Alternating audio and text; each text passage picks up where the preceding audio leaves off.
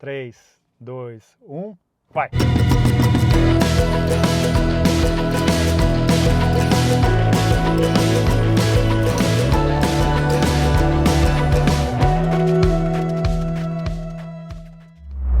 Meus amigos, eu fui convidado pela Honda para vir conhecer com exclusividade a nova geração do Civic que desembarca no Brasil agora como um carro importado e com motorização exclusiva híbrida. Quero mostrar todos os detalhes para vocês, quero comentar sobre alguns pontos que eu achei para lá de interessante num sistema híbrido bem inovador que tem embaixo do capô desse carro e também, obviamente, quero comentar sobre algumas coisas que não me agradaram tanto, mas a Honda, que passa por uma renovação dos produtos aqui no Brasil, decidiu, depois de mais de 20 anos de produção, encerrar a produção do Civic aqui no Brasil, transformar ele somente em um carro importado e aí fez todo um trabalho de reposicionamento, entendendo as mudanças no gosto do cliente e entendendo também as características do consumidor brasileiro.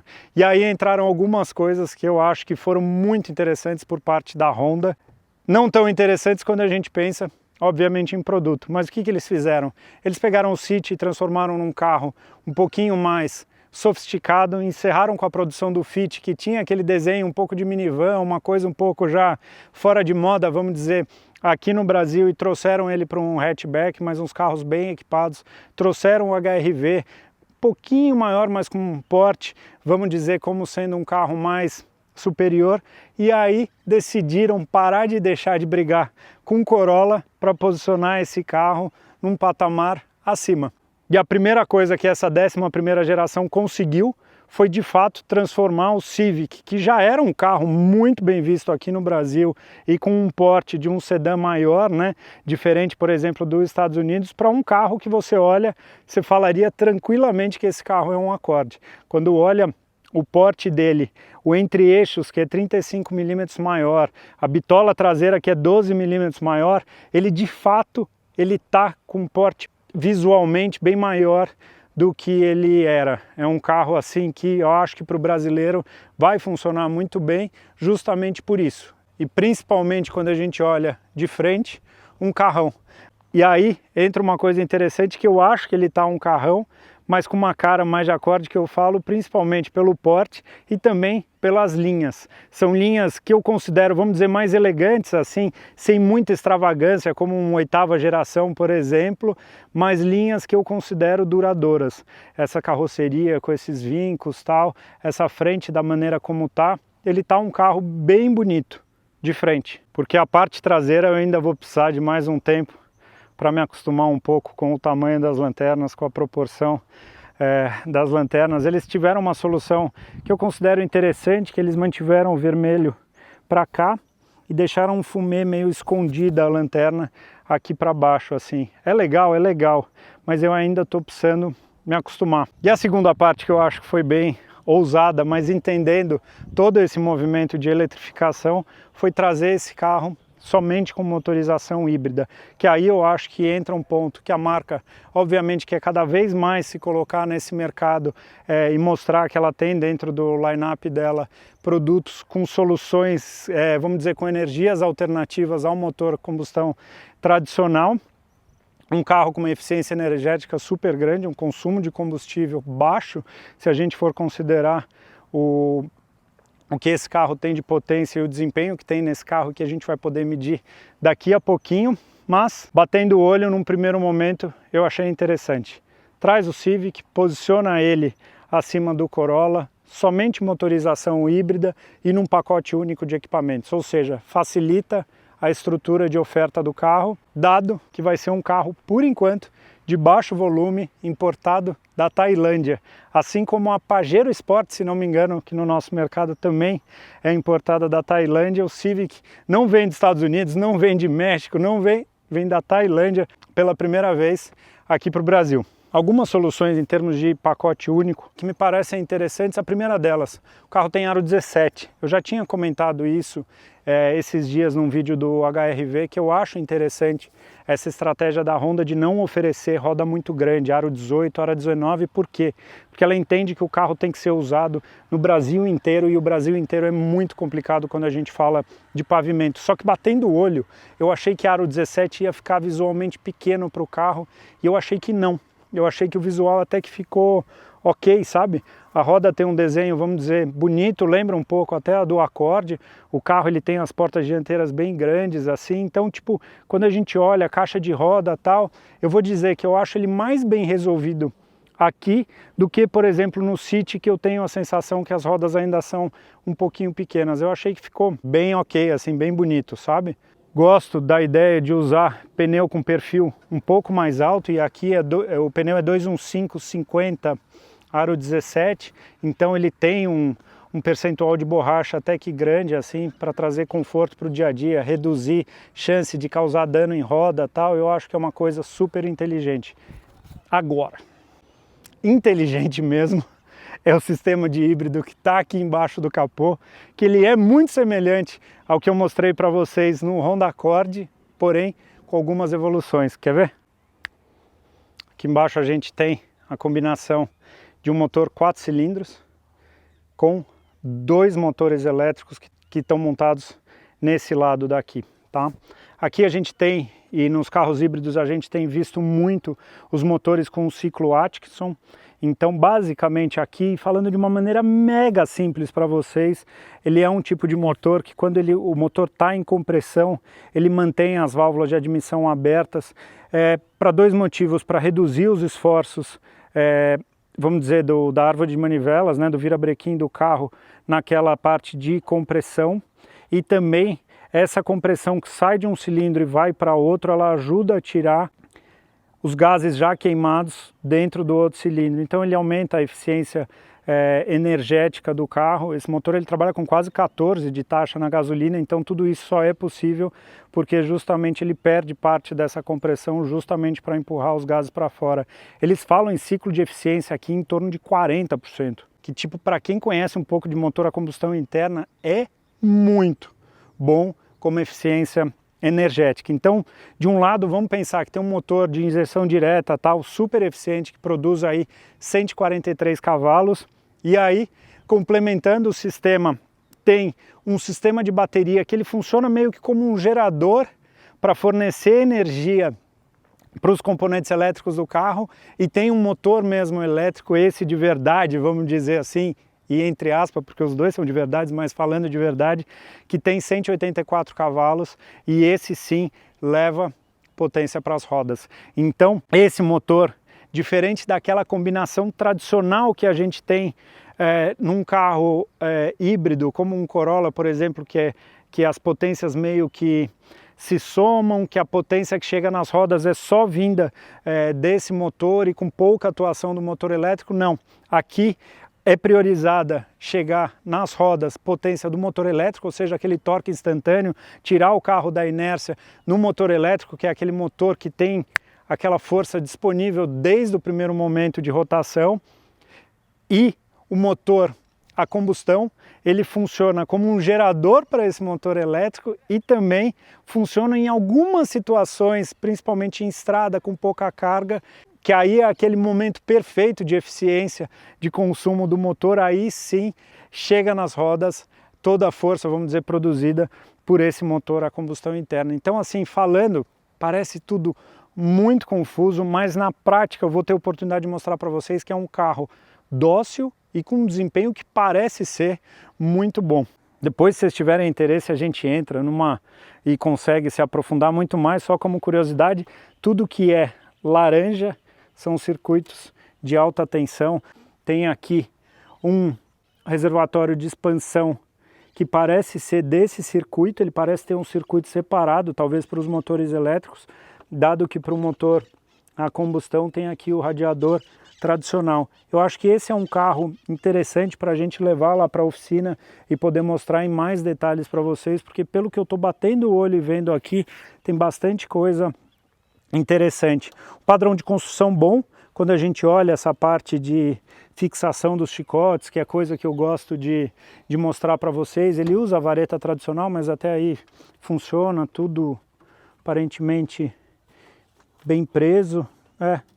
Olhando assim e batendo o olho, parece tudo bem resolvido aqui embaixo e uma montagem muito correta e honesta, vamos dizer. E um outro ponto de destaque do Civic, para mim, é o porta-malas, não só pelo fato dele ter quase 500 litros, são 495 litros, mas uma coisa que eu gostei bastante é que a boca do porta-malas é bem grande, então o acesso é muito facilitado aqui.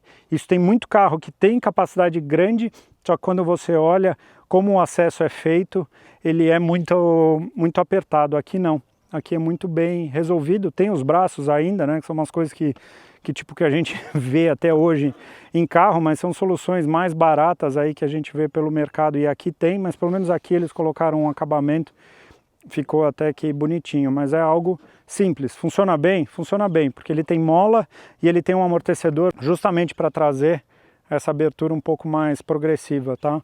Mas enfim, tem os braços aqui que invadem para dentro do porta-malas, apesar de pouco, mas invadem, né? Agora, para quem quer carrão, tem um espaço interno aqui atrás que é muito bom, principalmente quando a gente pensa em Civic. Deixei o banco regulado para frente, dá uma olhada no espaço para pernas que tem aqui atrás ainda, e não me perguntem por quê, não é USB-C do tipo C, ainda é do tipo A, que é um método mais antigo, mais lento para carregamento, né? Então, para quem já tiver os fios de iPhone atuais aí, vai precisar de adaptador. Vem com teto solar, que coisa boa. Aí, ó, coisa linda, bem equipado, mas um espaço bom. Para a cabeça é menos bom do que para as pernas. Então, se eu coloco aqui, ó, e eu tô com as costas apoiadas, minha cabeça pega um pouco. Estão vendo? Principalmente nessa parte aqui, antes de ter 1,80 m de altura. Então, tipo, é bom, mas não é ótimo para a cabeça por conta da caída do teto, mas para as pernas é animal, bem legal. Isso daqui eu não acho bem legal, acho bem feio, por sinal. Estão vendo que tem uma costura com o zíper exposto? Poderia ser uma coisa meio sobreposta ou nem ter, né? Esse tipo de acabamento. Acho um pouco feio, não curto. Bobeirinha, mas particularmente eu não gosto. Os airbags laterais aqui na traseira também. Isso é legal, quando a gente pensa parte de segurança, cortina. E aqui na frente eu acho que o primeiro ponto que chama a atenção no interior é esse acabamento colmeia aqui, que particularmente, eu vou falar, eu adoro coisa diferente, né? Vocês sabem disso, mas eu não curti muito o visual. Acho essa colmeia meio fora de moda já, sabe? Eu preferiria, sei lá, o interior do HR-V para mim eu acho mais bonito e mais bem resolvido. E aí entra um ponto interessante, porque a Honda comentou muito, deixa eu ligar aqui, até para ligar o ar-condicionado, ele ligou, ó, estão vendo? Só para vocês saberem, eu já vou continuar. Mas ele ligou no motor a combustão, estão vendo? Provavelmente a hora que estabilizar o ar-condicionado, ele vai entrar já um motor elétrico e vai desligar o carro, tá? Vamos só diminuir um pouquinho a velocidade, ela é feita aqui, tem um visorzinho digital no meio, bem bonitinho. Gosto dos botões para ajustar, mas o ponto que eu estava comentando é o seguinte. A Honda comentou em todos os materiais, reforçou muito essa coisa de posicionado numa categoria superior, falou muito da dirigibilidade que eu vou ter a oportunidade de mostrar para vocês, só que a primeira impressão quando eu olho o interior, salvo a questão da colmeia, eu acho ele muito bonito, ele bem resolvido, mas eu acho ele menos, falando popularmente, menos premium, quanto o motor desligou, menos premium do que um HR-V, por exemplo. O fato de não ter aquele revestimento que tem aqui no City também, eu acho que dá um ar até mais sofisticado. Para mim faltou um pouquinho desse revestimento para trazer. O que tem aqui, a qualidade percebida é grande, essa parte até elegante e bonita, esse acabamento, o Black Piano que a gente vê bastante, que eu acho que funciona, apesar de deixar muita marca de dedo e riscar com um pano aí que usam nos risca rápidos aí por aí pelo nosso Brasil, mas o funcionamento e a construção eu acho muito bonita e muito bem resolvida. Eu só ainda não encontrei muito essa coisa dos premium mesmo, sabe? Eu acho ele que funciona, ele é bom, ele é bonito, tá? Para quem está acostumado com Honda, tem bastante coisa que vocês vão sentir à vontade, como por exemplo esses botões por aqui, até os comandos de porta são muito semelhantes ao dos outros modelos. Tem soluções que eu achei interessantes, como por exemplo, aqui no volante, que eu não gostei desse movimento que faz, é bobeira, tá? Mas ó, essa forma como se movimenta aqui a buzina, achei, parece estar solto, né? Buzininha de carro japonês. Mas o que eu achei interessante é que tem mais comandos, principalmente comandos giratórios, aqui, tanto do lado esquerdo, que eu comando a tela do lado esquerdo, e direito. Então, se eu mexo aqui na esquerda, eu consigo mexer no painel, estão vendo? Mexendo lá no fundo. Entendeu? A visualização, lado esquerdo. Eu ainda teria, e eu senti falta do botão voltar aqui, um botãozinho de retorno aqui, que ficaria muito mais fácil a navegação, e botão de volume eu deixaria não para clicar, tá vendo assim, ó, que para cada volume você tem que aumentar um, e deixaria esse daqui, que eu acho que funciona melhor. Mas de uma maneira geral, assim, o volante tem boa empunhadura, a posição de guiar do carro é boa, a distância por uns comandos, estão vendo? Ela é bem legal, e bem legal eu achei também, bobeirinha, mas dá uma olhada, estão vendo que tem o carro ali embaixo no painel? Ó, se eu dou seta, o carrinho também dá seta, se eu piso no freio, ele aparece que está pisando no freio, olha que legal. Primeiro carro que eu vejo que tem essa animação. Vamos ligar o pisca-alerta, vamos ver, olha lá, estão vendo? Olha que da hora, bem legal. Aqui, que eu comentei com vocês que eu senti falta do USB mais moderno, carregamento por indução, que é algo que eu dispenso, particularmente eu não curto nos carros. Tem porta-copo de verdade, eu fiz questão de trazer os copos que eu uso no meu dia a dia aqui, ó. Isso sim é um porta-copo, e que sirva de recado para as marcas nacionais que insistem em fazer o que eles chamam de porta-copo, que é para caber esse tipo de garrafa. Aí você fica completamente limitado, e no meu caso, e cada vez mais esses copos térmicos estão se popularizando aqui no Brasil, você não consegue usar no carro. Você vê como aqui, um carro mundial, como isso é feito fácil. Eu tô com meu braço apoiado, pego minha água, coloco minha água de volta. Conserva também uma coisa tradicional esse carro, que é a alavanca, né? Hoje a gente vê uma série de soluções mais modernas e às vezes mais elegantes, mas aqui tem a alavanca tradicional. Pode não ter o lado moderno, mas uma coisa que aqui tem, que eu garanto que vai funcionar, esse sistema mecânico. Estão vendo? Tradicional. Por mim, pode continuar assim, são legais aqueles toquezinhos e tal, mas eu acho que funciona. 3 modos de condução, e isso é legal para adaptar, um modo mais econômico, um modo normal e um modo mais esportivo, e o freio eletromecânico montado aqui com o brake hold, que eles chamam de brake hold, que é aquele sistema que ele segura o carro enquanto ele fica como se ficasse com o pé no freio para mim, enquanto a gente está parado, por exemplo, num semáforo. O painel, ele tem esse design mais horizontal, o sistema de som da Bose, bem legal, assim, bem bom o sistema de som. Então eu acho que nesse ponto eles fizeram muito bem a lição de casa. Traz um carro versão única, completo, ar-condicionado ozônio, freio eletromecânico, banco elétrico, teto solar, som Bose. Ou seja, para vender o carro tem uma percepção de valor bacana. O carro tem porte e também tem economia de combustível, que é isso que eu vou mostrar para vocês com ele em movimento agora. Então, bora acelerar e a gente continua o nosso papo com esse carro em movimento, que ele é bem quietinho e bem gostoso. Bora lá! Muito bem, meus amigos, bora dar rolê no Civic. Primeira coisa, coloca ele em movimento. Ele vai ficar constantemente alternando entre os modos de condução, a propulsão, vamos dizer, a combustão e a propulsão elétrica. Só que aí a primeira coisa, quando coloca em movimento, e para quem já teve contato aí com carro híbrido, é que o que chega nas rodas, na maioria das situações, é a potência do motor elétrico. Então ele tem uma resposta que é bem mais imediata do que os carros normais.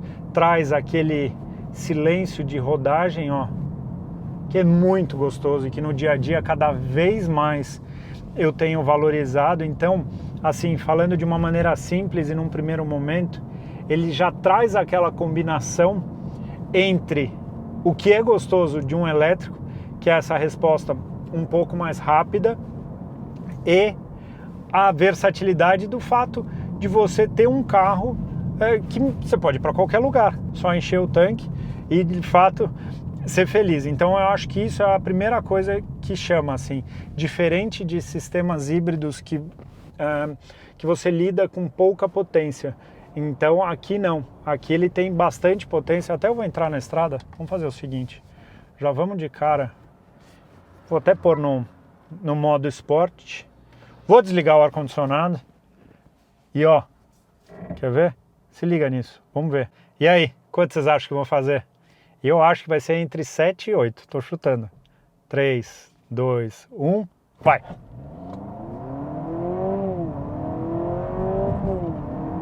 Vamos ver. 7.4. É bom, muito bom. Tempo de um Pulse Abarth. A gente pegando um carro que está fresco na minha memória. Então faz aí 7.4, bem melhor do que o HR-V em qualquer versão. Então, bem bom. Acho bem justo assim em termos de desempenho. Ou seja, não é aquele desempenho visceral, porque eu acho que nem é a proposta do carro, mas é um desempenho muito bom para um carro que faz aí na casa de 20 km com litro. Agora está fazendo 19, para ser muito preciso. E aí, o primeiro momento do carro, assim, o que me chama a atenção na cabine é a posição de dirigir. Os bancos são bem confortáveis. Esses bancos, eles seguem aquele mesmo conceito do Honda City. Então ele tem um tipo de revestimento e uma forma como o corpo é sustentado aqui no banco que é muito confortável. Assim, é um negócio bem gostoso. Você sente uma primeira camada super gostosa e além disso, a posição de guiar é boa.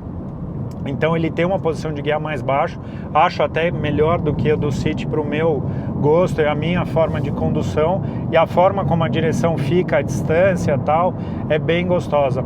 E aí, falando de direção, ela tem um primeiro momento que ela é bem rápida, então essa mudança de trajetória no carro, o carro é muito ágil, assim, é um comportamento mais esportivo do que de um carro convencional.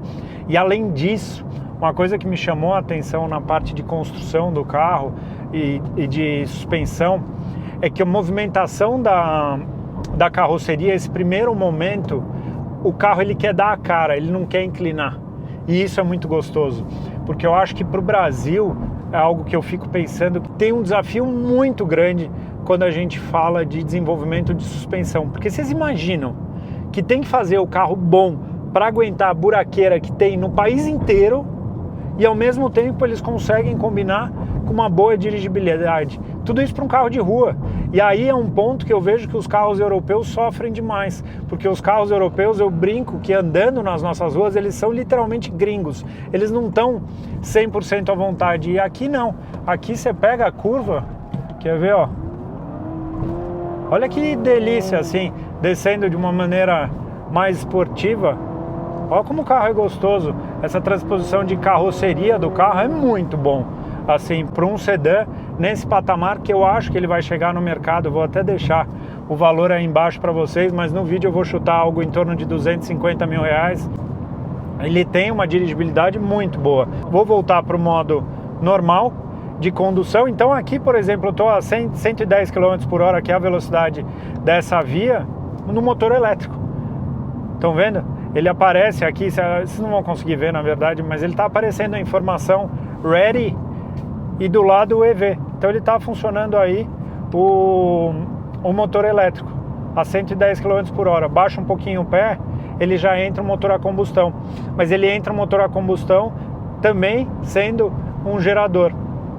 Então, o que eu sinto, assim, diferente de outros carros híbridos, é um funcionamento muito suave. Toda essa transição, a forma como é feita, eu acho muito suave e muito prazerosa. Tem um ponto que me chama a atenção, silêncio da cabine. Então esse rodar, ó, muito silencioso. O que eu mais ouço e que teve um trecho que até deu uma incomodadinha, que foi quando pegou um asfalto um pouco mais áspero, foi que você sentia esse ruído, ó. Estão vendo?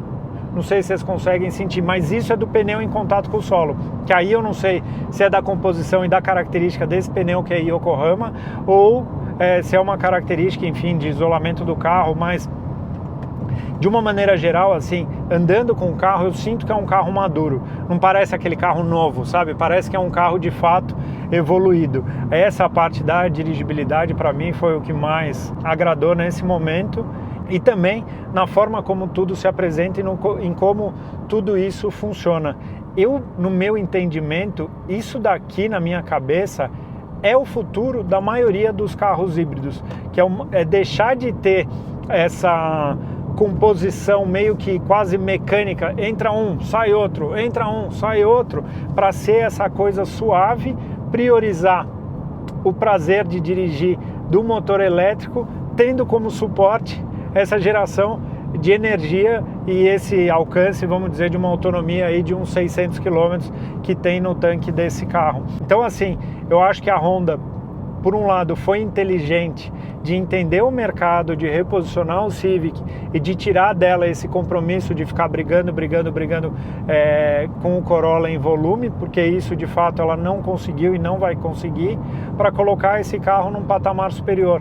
A Accord é um carro já maiorzão aqui para o Brasil, para a realidade do mercado, então o Civic eu acho que vai cumprir bem esse papel. Precisa entender também se eles de fato vão ter o volume de vendas que no início não vai ter, porque se não me engano são 10 ou 11 praças só que vão receber o Civic híbrido, mas eu tenho certeza que para quem tiver a oportunidade de ter esse carro na garagem, eu tenho certeza que vai ser muito feliz com o que o carro apresenta e com esse dia a dia que eu tive a oportunidade de vivenciar aqui. É isso, minha primeira experiência a bordo do Civic híbrido, que eu espero que vocês tenham curtido. Para quem, obviamente, ainda não acompanha no canal, toda semana tem muita coisa nova para quem, de fato, gosta do assunto, feito por quem gosta, de fato, do assunto, e a gente se vê numa próxima, tá bom? Grande abraço a todos, valeu, turma, tchau!